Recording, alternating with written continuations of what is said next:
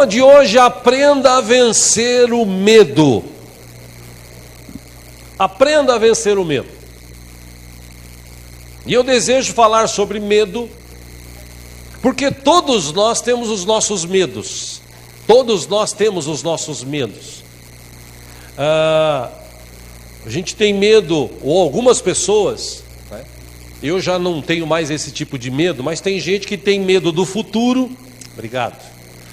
Tem uma Coca-Cola, não, Marco? Brincando. Tem gente que tem medo do futuro. Eu já não tenho mais, porque chega um certo momento na sua vida, depois dos 50 anos, que vira a ampulheta assim, né? Você está contando 50, quando ela enche, você vira. Quando você vira, você sabe que você está numa contagem regressiva. Amém? Amém? Vocês estão aqui? Nós temos os nossos medos. E tem gente que tem medo do futuro, tem gente que tem medo de negócios, tem gente que tem medo de ter filhos. Eu conheci pessoas que tinham medo de ter família, de casar-se. Tem gente que tem medo de viver. Existem pessoas que vivem com medo. Tem gente que tem medo até da sombra. E esse tipo de medo, nós vamos estudar hoje. Existe um medo que faz parte das nossas vidas. Esse tipo de medo, ele nos leva a pensarmos, a sermos às vezes racionais. E o salmista Davi, no Salmo 27, acompanhe aqui no telão, se deu tudo certo lá, a gente está com pouca gente hoje. Salmo 27, versículo 1 diz que o Senhor é a minha luz e a minha salvação. De quem terei temor? Em algumas versões, de quem terei medo? O Senhor é o meu forte refúgio. De quem terei medo? Ou seja, medo, para muita gente, quando a pessoa tem muito medo, isso trava a mente dela. Por exemplo, quando você, não sei se você já teve essa experiência de estar num prédio muito alto, ou num monte muito alto, e tem gente que nesse tipo de lugar ele fica paralisado. Você fala para ele, sai daí, ele fica ali parado, parece que ele está em transe. Porque é medo, a pessoa sente medo. E é bom sentir esse tipo de medo, porque quando você cai de um lugar muito alto, a tendência é morrer, né? A tendência é morrer. Mas tem muita gente que tem alguns certos tipos de medo dentro de si, e isso começa a interromper a vida da pessoa. Quando o medo, que é uma reação saudável e protetora na vida do ser humano, para o lado bom, o medo, ele protege. Tem certos tipos de medo que são saudáveis. Mas tem muita gente que vive com medo. Nós estamos acompanhando ultimamente, e eu estava vendo na internet um estudo, segundo uma pesquisa de um Instituto de Saúde Mental dos Estados Unidos. Ele publicou ultimamente uma pesquisa interessante, profunda e também preocupante sobre o medo. Segundo essa pesquisa, quase 21% das pessoas do mundo sofrem de um transtorno de ansiedade. Ou seja, vive o tempo todo com medo de alguma coisa. E pelo levantamento realizado por esse instituto americano, esse número hoje, século 21, é 10 vezes maior do que era 30 anos atrás. Você fala, lógico, tem mais gente hoje. Sim, mas a tendência de se ter medo aumentou muito mais nesses últimos anos. Resumindo, estamos vivendo a cada dia em meio a pessoas cada vez mais medrosas. O medo se transformou, ou tem se transformado, num transtorno psicológico dessa atualidade. E, infelizmente, como eu disse aqui no princípio, existem pessoas que têm medo, por exemplo, do futuro. Ai, meu Deus, o que vai acontecer no futuro? Ai meu Deus, como é que vai ser a minha vida no futuro? Senhor amado, estou falando de cristão, o que eu vou fazer em relação a esse futuro?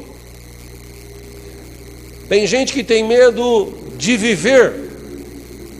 Tem gente que tem medo, por exemplo, eu não sei quanto a você, mas tem gente que tem medo de ser roubado. É óbvio que todo mundo tem medo de ser roubado, mas tem gente que vive essa síndrome e ele não vai em determinados lugares, ele não conversa com determinado tipo de pessoas, ele tem medo de, por exemplo, se relacionar com algumas pessoas, ele tem medo de entrar em alguns lugares. Existem pessoas hoje que têm um medo terrível de se relacionar com outras, talvez por decepções que tiveram no passado, talvez porque o pai e a mãe, quando criou dentro de uma redoma de vidro, e aí a criança, quando ela entra no mundo, é lançada no mundo, ela começa a ter medo de tudo. Eu me lembro que quando meu filho era pequeno, ele tinha aí uma faixa de 8, 10 anos, no máximo isso, acho que 8, 10 anos.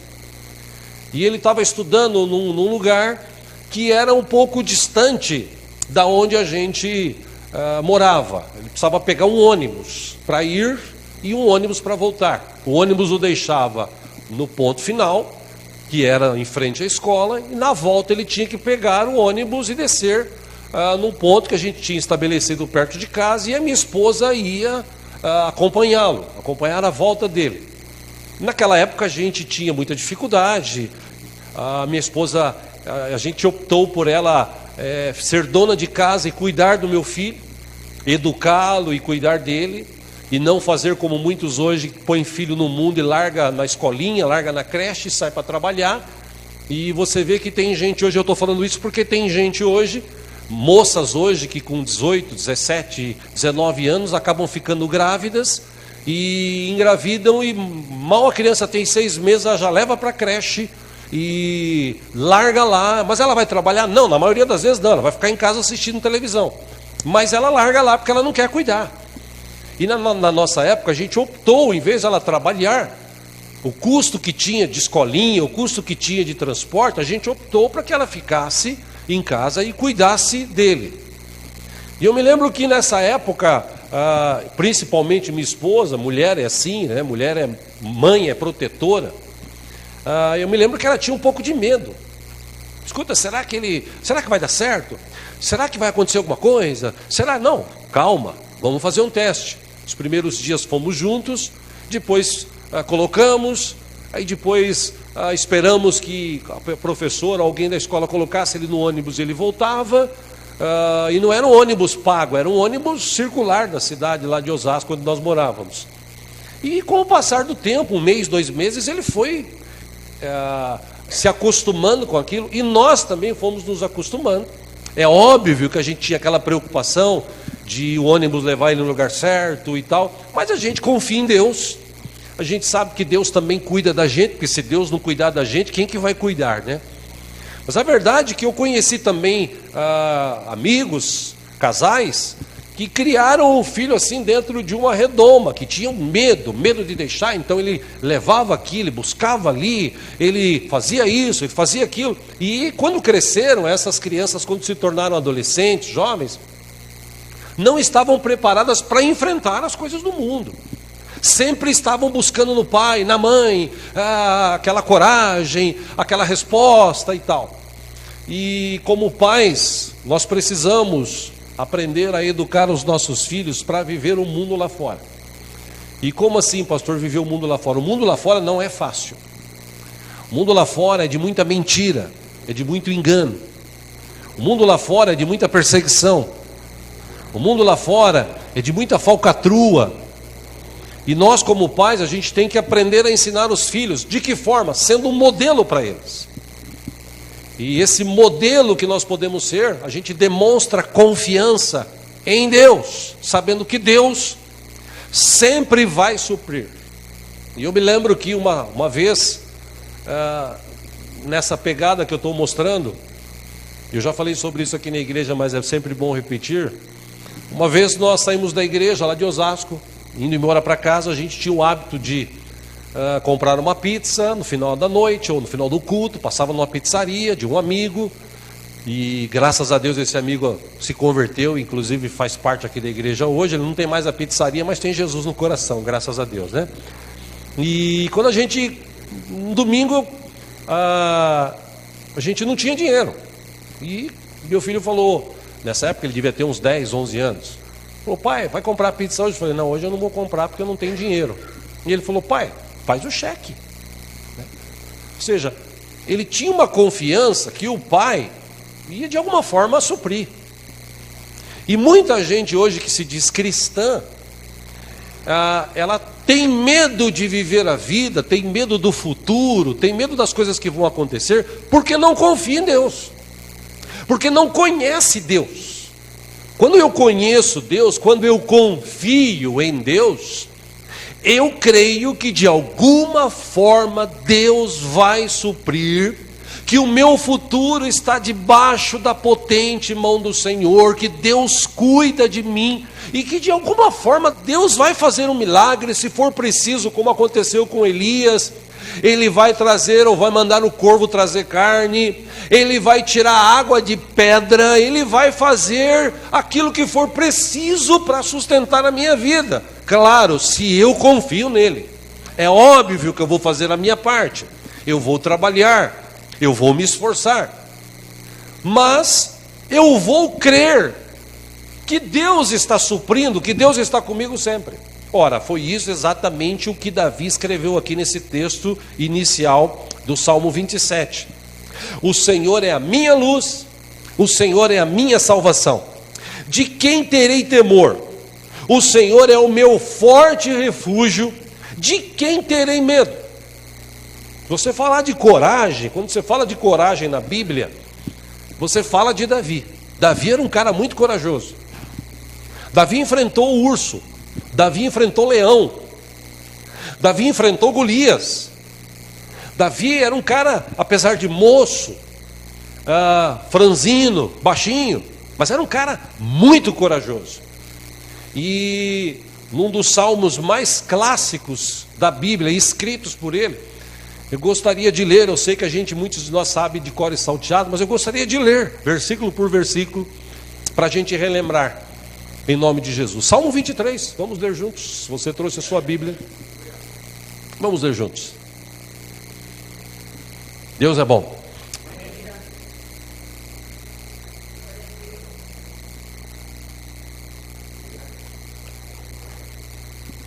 Salmo 23, a partir do versículo 1, se tiver alguém sem Bíblia do teu lado, se você puder repartir a leitura, faça isso.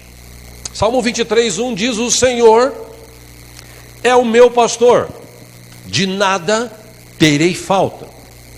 Segundo estudiosos da Bíblia, a tradução original está escrito: o Senhor é meu pastor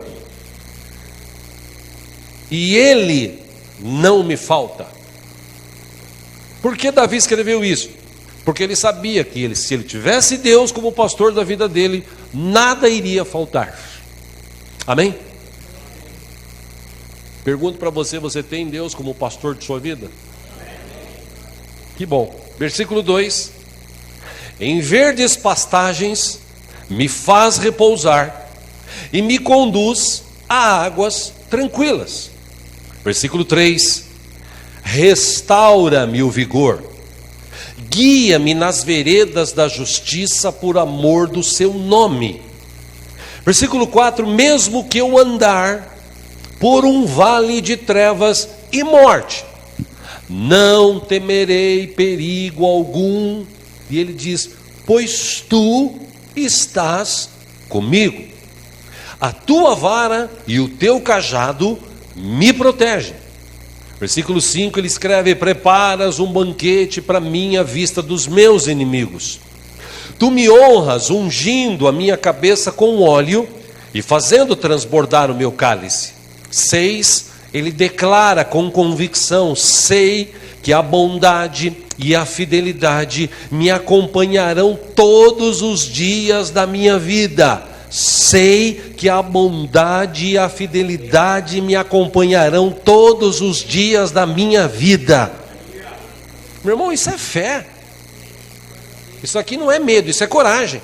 Sei que a bondade e a fidelidade me acompanharão todos os dias da minha vida e voltarei à casa do Senhor enquanto eu viver. Interessante que medo, você tem duas formas de lidar com ele. A primeira é o que a maioria faz, é fugir.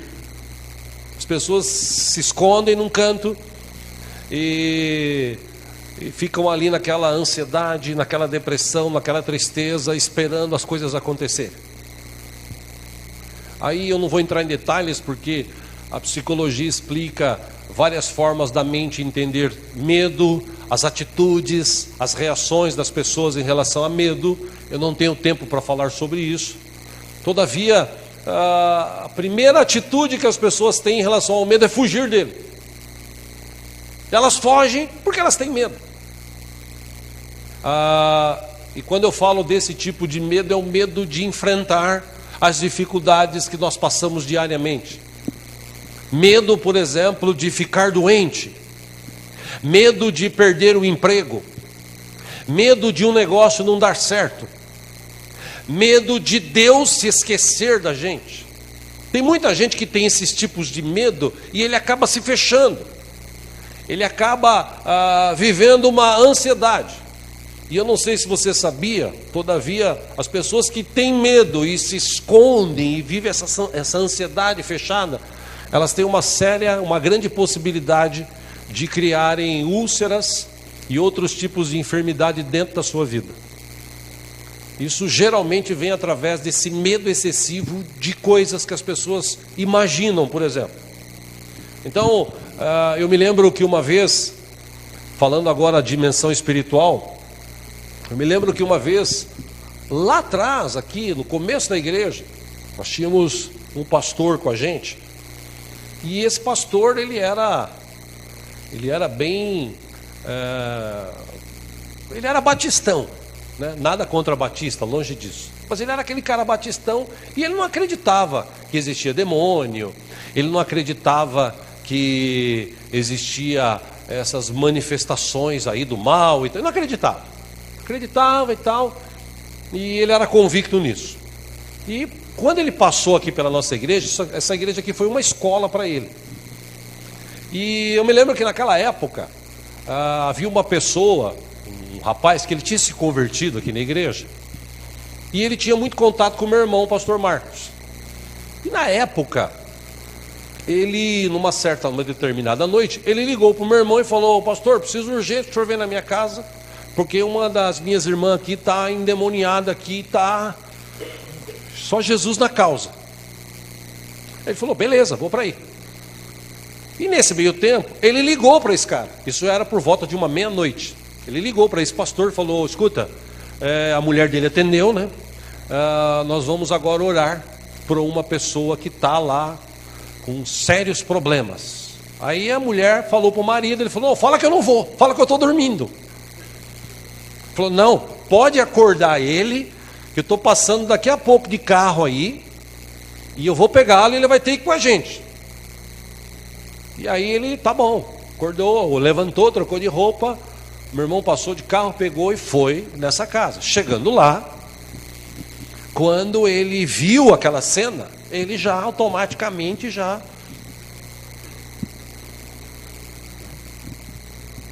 naquele dia ele viu que o diabo realmente existe, que os demônios atuam na vida humana, e com a oração, que pode muito em seu efeito, a oração da fé e com coragem, ela tem o poder, em nome de Jesus, de expulsar os demônios e o mal ir embora.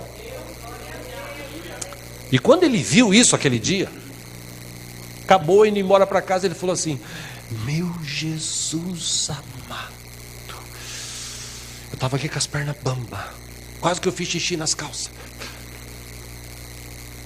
Ele viu a realidade e ficou com medo.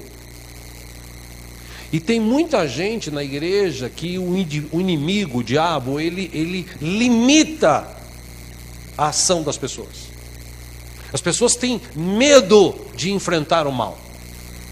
O diabo tem poder aquilo que você dá para ele, aquilo que eu dou para ele.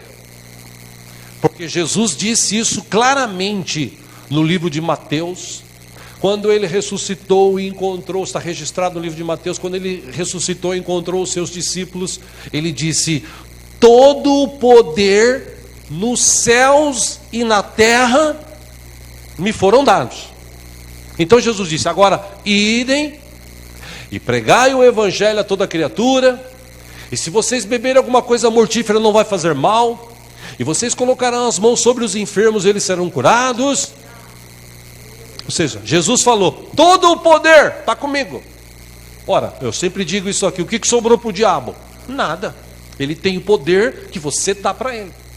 Acontece que ele sabe manipular e criar situações que quando você vê, você fica com medo. Eu já vi várias pessoas. Quando eu comecei a ver isso com 13 anos de idade, 14 anos de idade, lá atrás, hoje não faz cosquinha o que tinha há 40 anos atrás. As coisas 40 anos atrás era um negócio terrível, dava medo mesmo. Mas através do poder de Deus, da confiança em Deus, a gente vai perdendo o medo de certas coisas que querem limitar as nossas vidas, principalmente a nossa fé. Por isso que a gente canta aqui: cada vez que a minha fé é provada, é uma chance de crescer um pouco mais. Só que o que acontece com muita gente? Quando a fé dele é provada, ele fica com medo, ele se retrai, ele desconfia. Nossa, será que vai dar? Será que vai acontecer?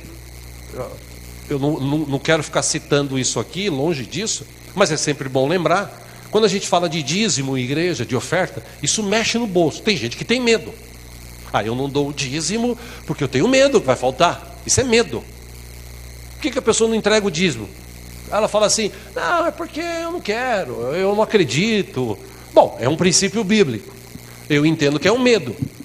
Porque quando você não tem medo, o que diz a Bíblia? Deus diz o seguinte: trazei seu dízimo, a sua oferta à casa do tesouro, para que haja mantimento. E depois, amém? Jesus no Novo Testamento ensinou: dai e ser-vos-á dado. Agora, primeiro você tem que tomar uma atitude de fé. Por exemplo, quando você vai fazer um negócio, você orou, você buscou, você viu as possibilidades. Então o que você fala assim? Poxa, eu entendi, Deus realmente está nesse negócio, eu vou fazer. Você vai e faz pela fé. Agora tem gente que nunca sai daquele lugar, daquela situação, porque ele vive com medo. Ele tem medo de tomar uma atitude. Ele tem medo de falar alguma coisa. Ele tem medo de mudar uma situação na vida dele. E essa é a tônica na vida de muita gente hoje no mundo. Medo. E quando ele tem medo, ele foge. E tem o outro lado do medo, que só tem um jeito de nós cristãos enfrentarmos: é fazendo o esforço, é lutando contra ele. Davi, uma certa vez, ele escreveu: os meus inimigos, eles vêm por um caminho, mas na hora de ir embora, eles vão por 7 caminhos. Por quê? Porque o Senhor está comigo. Meu irmão, a gente está chegando num tempo, no mundo, e aqui no Brasil, ainda é uma mamata ser crente. Mamata. Porque eu queria ver cristãos aqui do Brasil serem cristãos na China, lá no Oriente Médio, na Coreia do Norte, onde você fala assim: eu sou cristão, o cara vai e corta a sua cabeça, mata você, leva você preso, arranca suas unhas. Aqui é uma mamata falar que é crente. Você fala que é crente aqui, as pessoas até te respeitam. E talvez por conta disso, a gente vive uma geração de pessoas assim, que estão numa zona de conforto. Elas não acreditam muito em mudanças.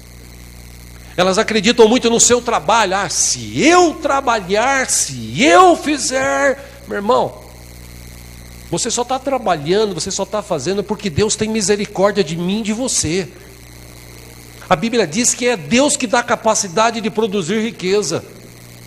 A Bíblia diz que é Deus que dá saúde. Então, não adianta você, não, eu faço. Meu irmão, você devia baixar a bola e colocar tudo diante de Deus e falar assim: obrigado, Senhor, por tudo que o Senhor tem feito por mim. A verdade é que a gente vive num tempo de uma geração que quer viver independente de Deus. Ou, como a gente vive hoje, eu quero Deus para resolver o meu problema. E por isso que nós vivemos hoje no meio a tantos crentes fracos espiritualmente, medrosos, gente que não tem entendimento sobre o que é enfrentar as dificuldades da vida. E dificuldade, se ela existe, é para você e eu enfrentarmos. Lembre-se, eu estou batendo nessa tecla nesse ano, a maioria dos crentes que tem na face da terra não lê Bíblia. A maioria dos crentes do Brasil não lê Bíblia, não lê Bíblia. Porque se lesse Bíblia, não vivia essa situação que se vive hoje. Porque se você lê Bíblia, você sabe, tudo coopera para o bem daqueles que amam a Deus.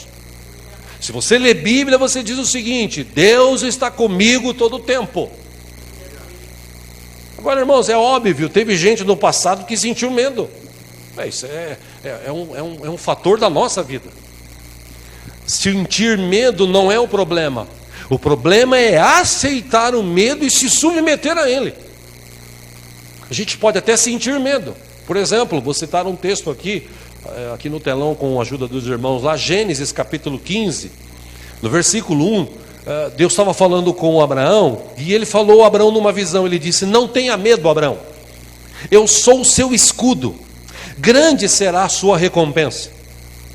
Mas Abraão perguntou: ó soberano Senhor, que me darás se continuo sem filhos, e o herdeiro do que possuo é Eliezer de Damasco? Versículo 3, e acrescentou: tu não me deste filho algum, um servo da minha casa será o meu herdeiro. Então o Senhor deu-lhe a seguinte resposta: seu herdeiro não será esse, um filho gerado por você mesmo será o seu herdeiro. E levando-o para fora da tenda, disse-lhe: olhe para o céu e conte as estrelas, se é que pode contá-las. E prosseguiu: assim será a sua descendência. Quando ele teve aquela visão, que ele viu as estrelas, ele perdeu o medo. Ele falou assim: eu confio no Senhor. E o texto termina dizendo o seguinte: Abraão creu no Senhor e isso foi lhe creditado com justiça. Meu irmão, Abraão teve medo de morrer. Sabe o que ele fez quando ele teve medo de morrer? Ele mentiu. Quando ele teve medo de perder a esposa dele, ele mentiu. Isaac passou pela mesma situação. Adão pecou. E o texto diz isso, Gênesis capítulo 3, versículo 10.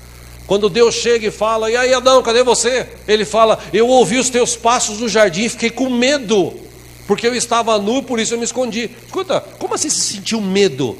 Até hoje a gente se relacionou, você nunca teve medo? Você me desobedeceu. Ou seja, o medo sempre leva as pessoas, a tendência do medo é levar as pessoas para longe de Deus. E é por isso que a gente vive hoje uma geração de crentes fracos, de crentes depressivos, doentes, desanimados. Por quê? Porque ele vive com medo, ele vive assim: ai meu Deus, e se eu passar naquele lugar? Leia a Bíblia, tem ela no teu coração. Você vai passar por um lugar escuro, ainda que eu ande pelo vale da sombra da morte, eu sei que o Senhor está comigo. Você vai fazer alguma coisa, vai tomar alguma decisão, lembre-se das palavras de Deus para Gideão. Deus falava o seguinte: seja forte, seja corajoso, eu estou contigo. Amém? Amém? Você crê nessa palavra?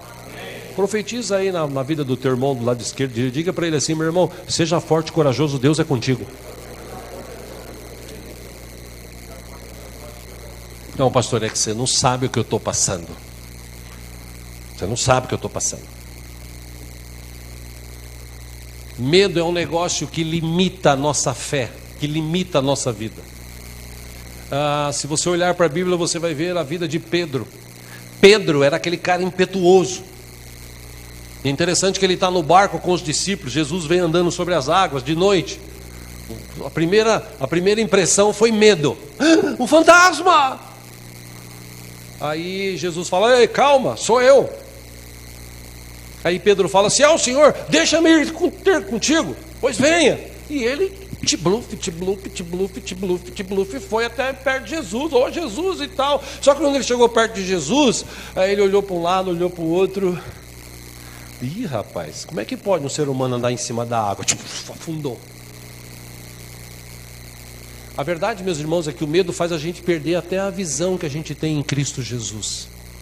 O medo, ele tem esse poder de limitar a nossa visão. O medo tem esse poder de levar a gente a olhar para baixo e não olhar para cima. E quando a gente olha para baixo, a gente olha para as circunstâncias. E as circunstâncias, às vezes, são difíceis. As circunstâncias que nós vivemos, os problemas, as dificuldades, na maioria das vezes são difíceis. Mas quando a gente deixa de olhar para os problemas e olha para o nosso Deus, o Deus forte, o Deus poderoso, o Deus criador, um Deus grande, um Deus que tem todo o poder nas suas mãos, um Deus que ressuscitou, que está vivo, que vive para sempre. Quando a gente olha para Ele, essas coisas que nós estamos vivendo, elas vão ficando pequenas. E a gente vai enfrentando, a gente vai à frente. Infelizmente a gente vive isso hoje. Eu falava ontem para os irmãos lá do Átrio sobre essa questão de mudar de vida, porque, como disse Paulo, miserável homem que sou, porque o que eu quero fazer eu não faço, e o que eu não quero eu acabo fazendo.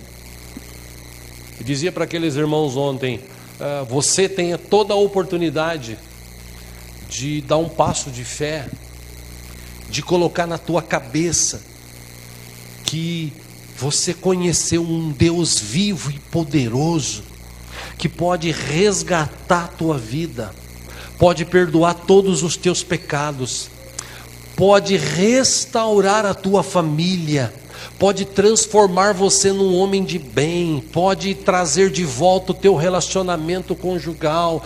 Deus é capaz de fazer infinitamente mais além daquilo que pedimos ou pensamos. E é interessante que do monte que passa por lá, alguns entendem, mas a maioria ele vive aquela zona assim de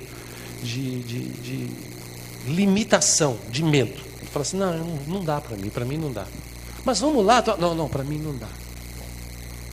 Ô irmão, não, para mim não dá, eu tenho medo, vai que não dá certo. Tem gente que o negócio nem foi feito, ele já está dizendo: acho que não vai dar certo.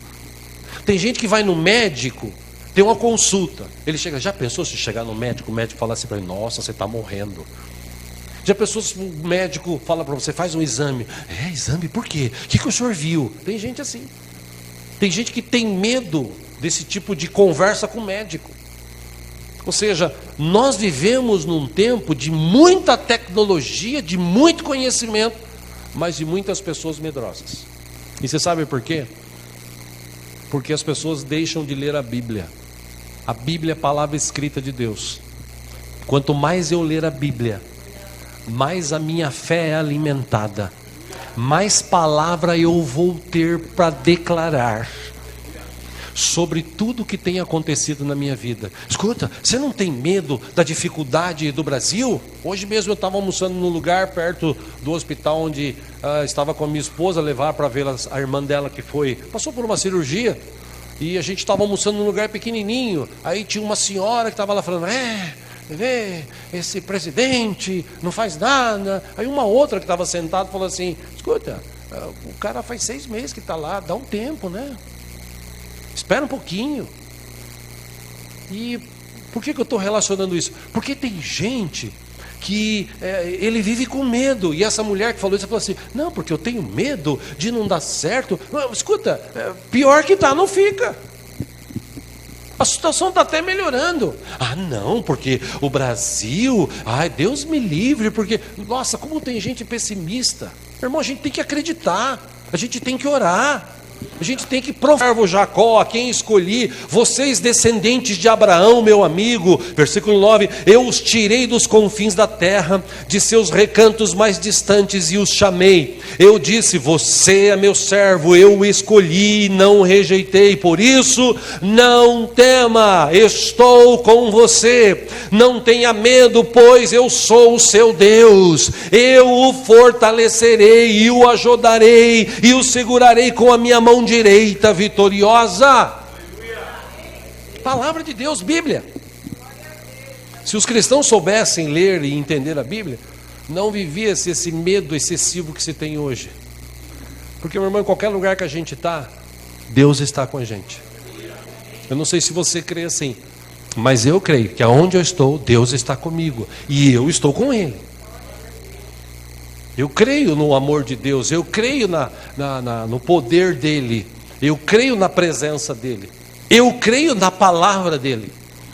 E a palavra de Deus, neste texto aqui de Isaías, é fantástico. Porque quando eu passo por algumas dificuldades, lutas, eu me lembro, eu falava isso ontem com os irmãos indo para o átrio.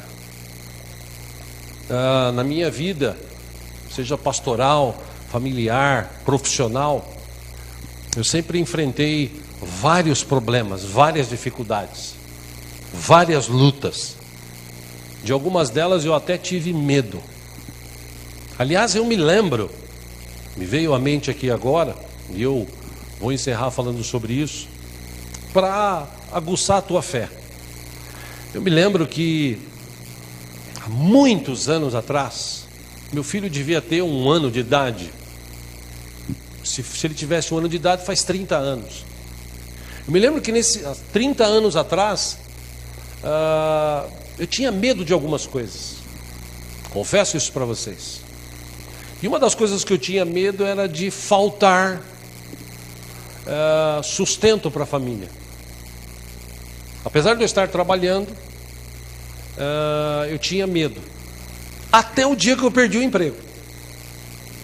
O dia que eu perdi o emprego, que o banco me mandou embora, realmente, a partir daquele dia eu comecei a ficar com medo. Eu me lembro que veio um casal do interior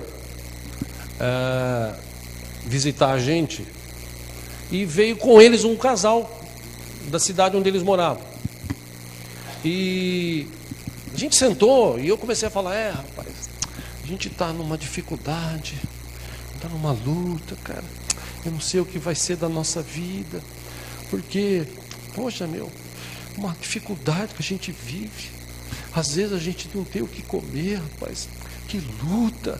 E eu comecei a falar assim, tão depressivo, que o rapaz que estava junto desse amigo, ele levantou e falou: onde tem uma padaria aqui que eu vou lá comprar pão, leite, carne, vou comprar, queijo, presunto, vou comprar um refrigerante. O que mais você precisa? Eu vou trazer, porque eu não quero ver você assim.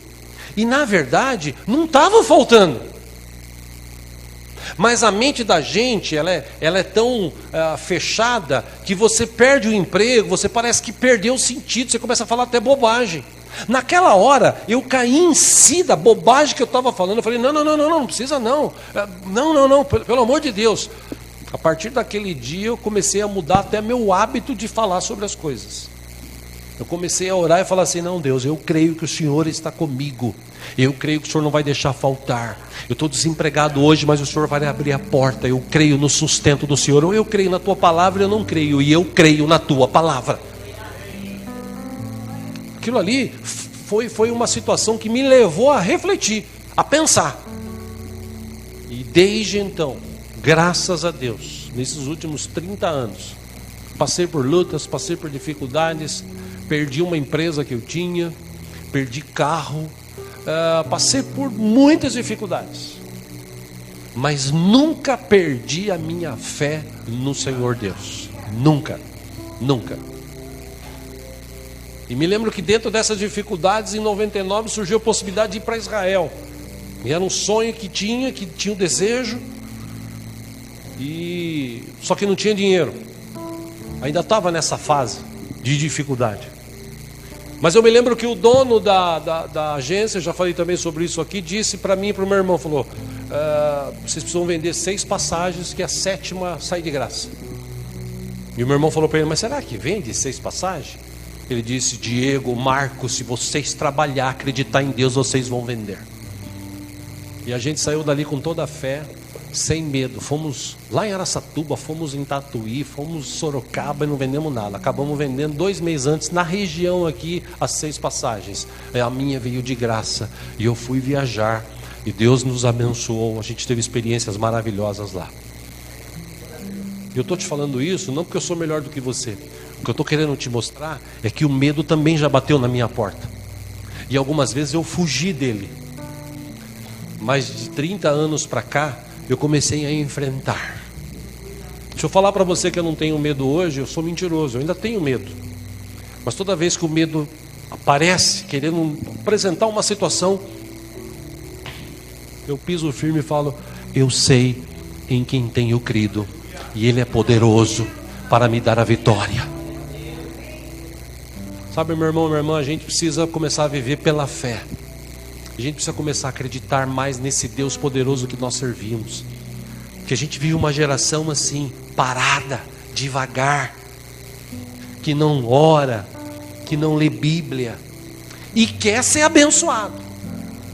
E quando não é abençoado, aí o problema é a igreja, o problema é o pastor, o problema é isso, o problema é aquilo.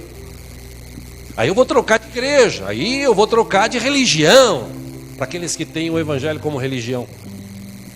Mas quando eu tenho um relacionamento com Deus, quando eu creio, eu sei que Ele está comigo todo o tempo. Inclusive hoje, nessa noite, agora, Ele está aqui. E eu tenho 2 opções. Ou me colocar diante dele e falar assim, Senhor, eu creio na Tua provisão. Eu não sei, Pai, como vou fazer para tomar uma decisão amanhã. Eu não sei como é que vai ser o meu futuro. Eu só sei de uma coisa, Ele está garantido porque o Senhor está comigo. Aí é fé. Fé é o antídoto para você combater o medo. E quando o medo bate na tua porta, às vezes as pessoas até te abandonam, mas Deus nunca te abandona, Ele está sempre contigo, comigo. Meu irmão, o que eu quero te mostrar hoje, quero que você saia daqui pisando nas nuvens. De que forma? Eu sei que eu tenho um Deus poderoso e que Ele cuida de mim. O médico falou isso, a palavra final vem do meu Deus. A empresa onde eu trabalho falou isso, a palavra final vem do meu Deus. Ah, disseram que eu não ia dar certo, por isso que eu tenho medo da vida. Não, a palavra final vem do meu Deus. Gideão era um cara medroso, e Deus falou, vai lá, vai libertar o povo. Eu não sou pequenininha, minha família é pequenininha, Deus me livre e guarde. Vai, porque eu estou contigo. Vai nessa tua força. Só faltou o Gideão pensar assim, que força? Porque tem muito cristão que você fala para ele, meu irmão, vai nessa tua força. Eu? Tadinho de mim. Você pode ter uma atitude de um gatinho, você pode ter uma atitude de um leão. Porque o verdadeiro leão, o leão da tribo de Judá, ele anda com a gente, está conosco todo o tempo. E Gideão chegou a acreditar. E ainda colocou a prova. Senhor, mas o senhor vai dar mesmo a vitória? E fez as provas que ele fez, a gente estudou sobre isso aqui. Tinha 32 mil caras. Ele falou, faz um apelo aí, ô Gideão. Eu acho interessante essa história, porque 32 mil pessoas, imagina, irmãos, 32 mil pessoas, soldados, homens, e eles tinham a oportunidade de fugir ou de enfrentar. 32 mil pessoas, 32 mil homens. Aí Gideão fala assim, gente, Deus mandou dizer o seguinte, quem tiver com medo, não precisa ir para a luta, pode voltar para sua casa. 22 mil. Obrigado, Senhor, aleluia. Oh Deus, Jesus amado. E eu fico imaginando Gideão, né, vendo 22 mil indo embora. Sobra 10 mil. Aí Deus ainda fala assim, agora fala para esses 10 mil, quando eles forem beber água, aqueles que beber água assim, igual cachorro, lambe, você separa. Porque esses caras é aquele cara que está esperto. Desses 10 mil sobrou 300. 9.700 estava assim ali, mas só assim ali, né? Ai, Jesus, tomara que eu não precise guerrear. E com 300 ele foi e derrotou. Sabe o que ele precisou fazer? Crer em Deus. Crer em Deus. Às vezes os problemas batem na nossa porta, as dificuldades batem na nossa porta. Isso quer trazer medo. E a gente fica com medo. Ai, meu Deus, acho que agora não vai dar. Irmão, para com isso em nome de Jesus. Enquanto você estiver vivo, Deus é contigo. Não deu hoje, vai dar amanhã. Não deu amanhã, vai dar depois da manhã. Mas Deus está contigo. Deus guarda a tua vida. Crê nessa palavra? Vamos orar, vamos ficar em pé em nome de Jesus.